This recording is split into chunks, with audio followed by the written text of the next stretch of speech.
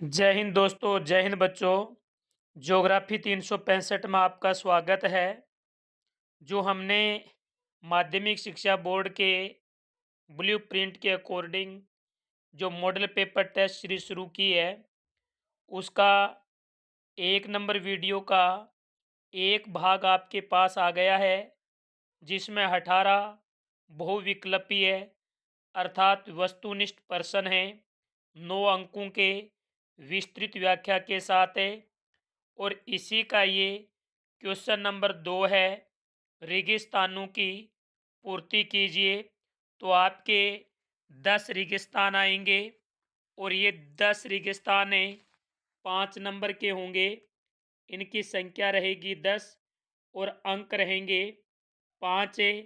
बिल्कुल माध्यमिक शिक्षा बोर्ड द्वारा जारी ब्लूप्रिंट के अकॉर्डिंग ही ये आपकी टेस्ट सीरीज लॉन्ग टाइम तक चलेगी। तो जो भी आपकी मित्र मंडली है, उनको ये वीडियो आप शेयर करते रहिए।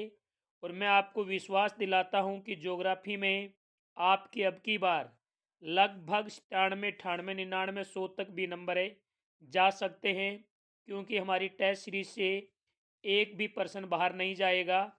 तो आइए हम स्टार्ट करते हैं। Question number 1।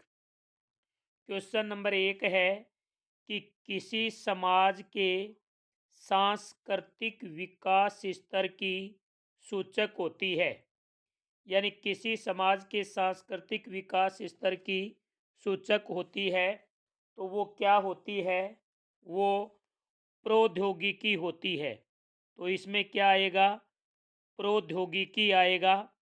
और इसके बारे में आप सुन लीजिए कि मानव यानी प्रौद्योगिकी किसी समाज के सांस्कृतिक विकास स्तर की सूचक होती है, क्योंकि मानव प्रकृति के नियमों को पहले बेहतर ढंग से समझता है और समझने के बाद ही वो नई प्रौद्योगिकी का विकास करता है। जैसे मानव ने घर्षण और ऊष्मा के द्वारा अग्नि का आविष्कार किया और डीएनए एवं आनुवंशिक द्वारा बीमारियों की खोज और उनका इलाज संभव किया। वायु के गति नियम के द्वारा इन्होंने वायुयान को बनाया। इस प्रकार से इस प्रकार से प्रकृति का ज्ञान प्रौद्योगिकी को विकसित करने में महत्वपूर्ण माना जाता है। अब देखिए क्वेश्चन नंबर 2। ये व्याख्या मैं इसलिए बता रहा हूँ कि इसमें एक प्रश्न आपको 1.5 नंबर का भी पूछा जाएगा। हो सकता है वो यहाँ से भी उठा लिया जाए। अगला क्वेश्चन है, किसी देश के ही उसके वास्तविक धन होते हैं। जिस प्रकार एक माँ बाप के वास्तविक धन उसकी औलाद होती है, उसी हिसाब से किसी भी देश के वास्तविक जो धन होते हैं, वो उस देश के निवासी होते हैं। तो इसमें आएगा किसी देश के निवासी ही उसके वास्तविक धन होते हैं, क्योंकि किसी भी देश की पहचान है वो उनके लोगों द्वारा होती है। क्वेश्चन नंबर 3 है, विश्व की जनसंख्या का 90% इसके स्थल भूभाग पर निवास करती है। तो देखिए, विश्व की जो 90% जनसंख्या है, वो विश्व के 10% भूभाग पर निवास करती है। और विश्व की 60% जनसंख्या है, वो 10 सर्वाधिक जनसंख्या वाले देशों के अंदर निवास करती है। और वो 10 सर्वाधिक जनसंख्या वाले देश कौन से हैं? तो उनको याद करने की एक आपको ट्रिक बता दूं। जैसे जनसंख्या में पहला स्थान चीन का है, चीन के बाद दूसरा स्थान भारत का है। ये तो आपके याद ही रह जाएंगे। और फिर बाकी देश याद करने हैं, तो ऐसे ट्रिक बना लो। यू ई ब्रा पाक ना बारू में, यानी यू यू ई ब्रा पाक ना बारू में। पहला स्थान चीन का है, दूसरा भारत का है, तीसरा यू का हो गया यूएसए यानी संयुक्त राज्य अमेरिका का, चौथा ई है तो ये हो गया इंडोनेशिया, पांचवा ब्रा है तो ये हो गया ब्राज़ील, अगला नंबर 6 पाकिस्तान का हो गया, सातवां नाइजीरिया का हो गया, आठवां बांग्लादेश का हो गया, नौवां रूस का हो गया और 10वां मेक्सिको का हो गया। तो क्वेश्चन नंबर 3 में 10% आएगा और ये व्याख्या भी आपको याद रखनी है। क्वेश्चन नंबर 4 है कि किसी देश के विकास स्तर को केवल संदर्भ में मापा जाता है। तो किसी भी देश के विकास के स्तर को उस देश की आर्थिक वृद्धि के संदर्भ में मापा जाता है। आर्थिक वृद्धि के संदर्भ में मापा जाता है। इसका अर्थ होता है कि किसी भी देश की अर्थव्यवस्था जितनी बड़ी होगी उसे उतना ही अधिक विकसित माना जाएगा, लेकिन इस वृद्धि का अधिकांश लोगों के जीवन में परिवर्तन से कोई संबंध नहीं है। तो इसमें आर्थिक वृद्धि आएगा। अगला क्वेश्चन नंबर 5 है मानव की वह क्रियाकलाप जिससे उनको आय प्राप्त होती है क्या कहा जाता है? सबको पता है, इन्हें आर्थिक क्रियाएं कहा जाता है। इन्हें क्या कहा जाता है? आर्थिक क्रियाएं कहा जाता है। आर्थिक क्रियाओं को आपकी बुक में 4 भागों में बांटा है, जैसे प्राथमिक क्रियाकलाप हैं, द्वितीयक क्रियाकलाप हैं और तृतीयक क्रियाकलाप हैं, चतुर्थक क्रियाकलाप हैं। ये 4 आपकी बुक में हैं, लेकिन पंचम क्रियाकलाप भी होता है।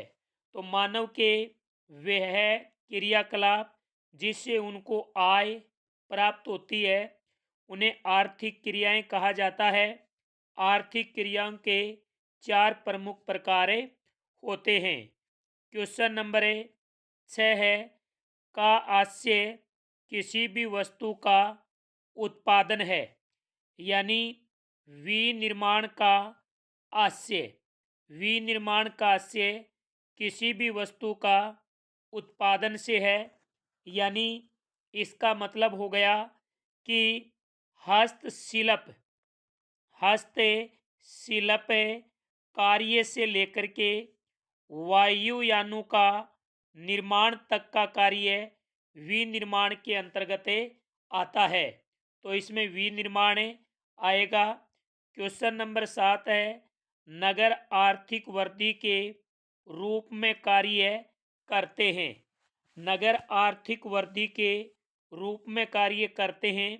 तो नगर हैं वो आर्थिक वृद्धि के नोड के रूप में कार्य करते हैं और यहाँ नोड आएगा। और नगरीय और ग्रामीण बस्तियों के बीच जो प्रकार्यात्मक संबंध है उनका माध्यम क्या है? यानी नगरों के बीच में और ग्रामीण बस्तियों के बीच में जो प्रकार्य संबंध है उनमें परिवहन एवं संचार परिपथ के माध्यम से होता है।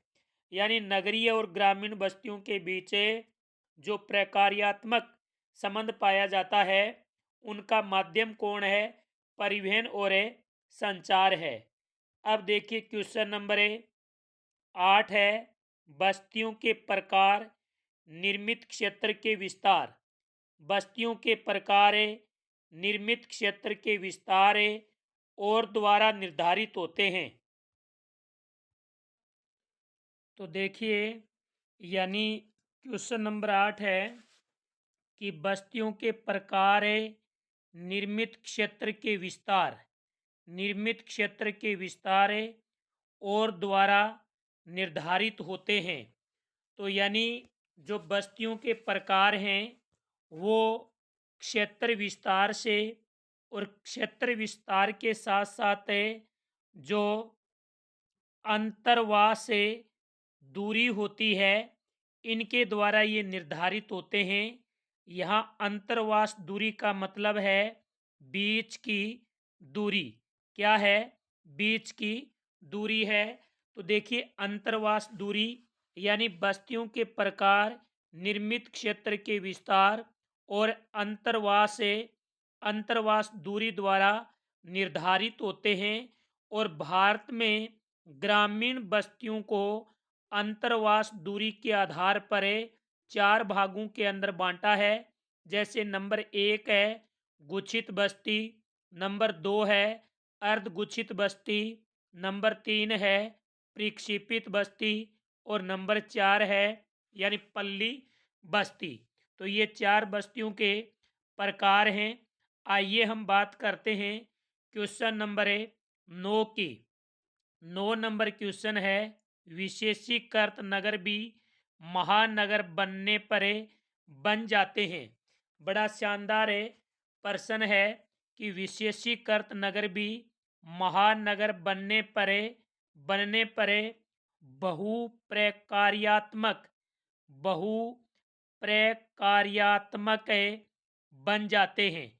बहु बहु प्रकार्यात्मक का मतलब होता है कि नगरों के अंदर उद्योग व्यवसाय, परिवहन, प्रशासन, संचार, चिकित्सा, ये सारी की सारी चीज़ें महत्वपूर्ण हो जाती हैं। तो विशेषीकृत नगर भी महानगर बनने पर बहुप्रकार्यात्मक बन जाते हैं। क्वेश्चन नंबर 10 है परिवहन का सबसे सस्ता साधन है। आप सबको पता है कि जल परिवहन है। जल परिवहन जल परिवहन परिवहन का सबसे सस्ता साधन है, जिसके प्रमुख 2 कारण हैं। एक तो जल परिवहन के लिए मार्गों की आवश्यकता नहीं होती है और एक इनमें जलयानों को ज़्यादा ईंधन की जरूरत नहीं पड़ती है। यानी न तो इनको मार्ग चाहिए और न ही ज़्यादा ईंधन, ऊर्जा, एनर्जी चाहिए। इसलिए ये क्या हैं? सस्ते साधन हैं। तो ये थे आपके 10 रेगिस्तान थे जो आपको 5 नंबर के पूछे जाएंगे। बिल्कुल ये ब्लूप्रिंट के अकॉर्डिंग थे। वीडियो को शेयर कर दें। आइए हम बात करते हैं अति लघुरात्मक प्रश्न। अति लघुरात्मक प्रश्न आपके एक एक नंबर के और आपको 9 क्वेश्चन पूछे जाएंगे। तो आइए हम बात करते हैं कि वो 9 क्वेश्चन कौन कौन से महत्वपूर्ण होंगे। सबसे पहला क्वेश्चन है आपका कि जनसंख्या वृद्धि शब्द से क्या अभिप्राय है। जनसंख्या वृद्धि शब्द से क्या अभिप्राय है?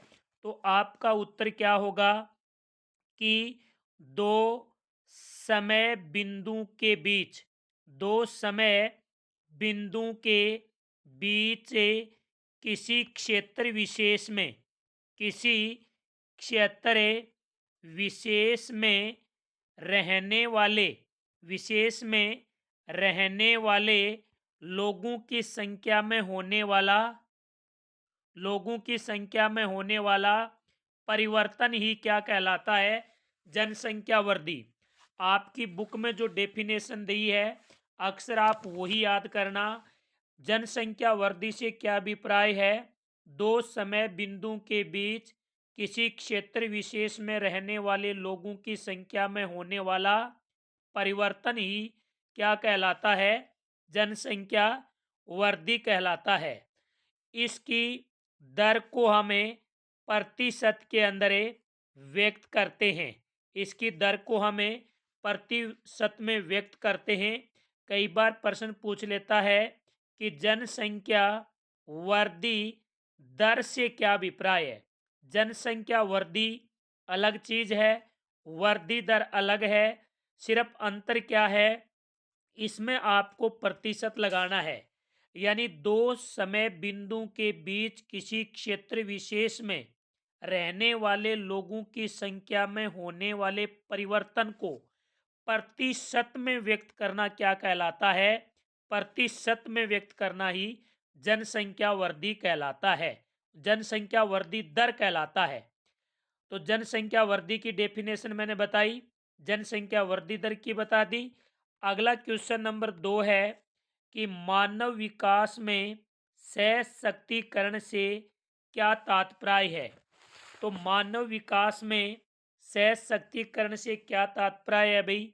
सशक्तिकरण से तात्पर्य है अपने विकल्पों को चुनने के लिए शक्ति प्राप्त करना। यानी अपने विकल्पों को चुनने के लिए क्या प्राप्त करना, शक्ति प्राप्त करना ही सशक्तिकरण कहलाता है। ऐसी शक्ति बढ़ती हुई स्वतंत्रता और क्षमता से आती है। लोगों को सशक्त करने के लिए सुशासन और अच्छी लोकोन्मुखी नीतियों की आवश्यकता है। सामाजिक और आर्थिक दृष्टि से पिछड़े हुए समूह के लिए सशक्तिकरण विशेष महत्व रखता है। अगला प्रश्न है वो है आपका कि योजक शब्द से क्या तात्पर्य है। तो यानी दो या दो से अधिक मार्गों का जो संधि स्थल होता है। याद रखें, दो या दो से अधिक, दो या दो से अधिक मार्गों का संधि स्थल है, वो तो कहलाता क्या है, नोड कहलाता है। वो तो क्या कहलाता है, नोड। अब बात क्या पूछी गई है, योजक क्या है। योजक का मतलब होता है, यानी प्रत्येक योजक का मतलब होता है कि दो नोडों को आपस में जोड़ना, दो नोडों को आपस में जोड़ना ही क्या कहलाता है, यानी योजक कहलाता है। यानी प्रत्येक सड़क जो दो नोडों को आपस में जोड़ती है, प्रत्येक सड़क जो दो नोडों को आपस में जोड़ती है योजक कहलाती है। अगला क्वेश्चन है परिवहन जाल से क्या अभिप्राय है। तो परिवहन जाल का मतलब क्या होता है भाई कि अनेक स्थान जिन्हें परस्पर मार्गों की श्रेणियों द्वारा जोड़ दिया जाता है और जोड़ने पर जिस प्रारूप का निर्माण होता है उन्हें परिवहन जाल कहा जाता है। अगला क्वेश्चन है आपका कि श्रम की प्रतिभागिता दर से क्या अभिप्राय है। श्रम की प्रतिभागिता दर से क्या अभिप्राय है। बाकी सब क्वेश्चनों के उत्तर मैं बता रहा हूँ, इसका भी मैं आपको बता सकता हूँ, लेकिन मैं इसका उत्तर आपसे आपसे कमेंट बॉक्स के अंदर चाहता हूँ। यदि आपको आता है तो इसका उत्तर आप कमेंट बॉक्स में ज़रूर दें, और यदि नहीं आता है तो हम अगले वीडियो के अंदर आपको उत्तर बताएंगे, ताकि मुझे कम से कम ये तो पता लगे कि हमारे लाल और लाली कितने सीरियस हैं पेपर को लेकर के, ताकि वो उत्तर भी दे रहे हैं। और नहीं आएगा तो मैं आपको ज़रूर बताऊंगा। अगला क्वेश्चन है राष्ट्रीय युवा नीति 2014, राष्ट्रीय युवा नीति 2014 के दो उद्देश्य लिखिए। तो देखिए राष्ट्रीय युवा नीति का पहला जो उद्देश्य है वो है देश के युवाओं को अपनी पूरी क्षमता का उपयोग करने के लिए सक्षम बनाना। और दूसरा जो उद्देश्य था वो था भारत को राष्ट्रों के समूह में अपना उचित स्थान प्राप्त करने में सक्षम बनाना। अब हम बात करते हैं क्वेश्चन नंबर 7 की कि निवल बोया गया क्षेत्र से क्या अभिप्राय है। बड़ा शानदार प्रश्न है। यानी वह भूमि जिस पर फसलें उगाई एवं बोई जाती हैं, उगाई एवं काटी जाती हैं, उन्हें क्या कहते हैं? निवल बोया गया क्षेत्र कहते हैं। वह भूमि जिस पर फसलें उगाई एवं काटी जाती हैं उसे निवल बोया गया क्षेत्र कहते हैं। क्वेश्चन नंबर 8 है, वेरी इंपॉर्टेंट है, कि रेल पटरी की चौड़ाई के आधार पर भारतीय रेल लाइनों का वर्गीकरण कीजिए। रेल पटरी की चौड़ाई के अनुसार भारतीय रेल लाइन को कितने भागों में बांटा है? तो ये 3 भागों के अंदर बांटा है। जैसे बड़ी लाइन होती है, बड़ी लाइन को ब्रॉड गेज कहते हैं, जिनमें लाइनों के बीच की दूरी 1.616 मीटर होती है और इन लाइनों की देश में लंबाई है 63,950 किलोमीटर। दूसरी है मीटर लाइन है। मीटर लाइन में 2 लाइनों के बीच की दूरी 1 मीटर होती है और 2019-20 के अनुसार इनकी लंबाई है 2,402 किलोमीटर। तीसरी है छोटी लाइन। जो तीसरी छोटी लाइन है, छोटी लाइनों में बीच की दूरी 0.762 मीटर है या फिर 0.610 मीटर भी आप लिख सकते हैं और इनकी लंबाई लगभग देश में 1604 किलोमीटर है और इस लाइन का उपयोग अधिकांश उपयोग पर्वतीय क्षेत्रों में किया जाता है। अगला क्वेश्चन नंबर है 9, कि वायु प्रदूषण से होने वाली 2 बीमारियों के नाम लिखिए। तो वायु प्रदूषण से श्वसन तंत्रीय बीमारी हो सकती है पहली तो, और दूसरी बीमारी यानी तंत्रीय बीमारी हो सकती है। एक तीसरी है रक्त संचार बीमारी भी हो सकती है। तो ये थे आपके 9 क्वेश्चन 9 नंबर के। तो हमने 10 क्वेश्चन 5 नंबर के तो यानी रेगिस्तान कर लिए और 9 क्वेश्चन 1-1 नंबर के 9 अंक के ये आपके 1 लाइनर 1 वर्ड वाले कर लिए। तो इस प्रकार आज हमने लगभग 19 क्वेश्चन 14 अंक के तैयार कर लिए। इससे पहले की वीडियो में हमने 18 क्वेश्चन 9 अंक के किए थे। तो इस प्रकार हमारा 23 नंबर का यानी सेक्शन ए आएगा।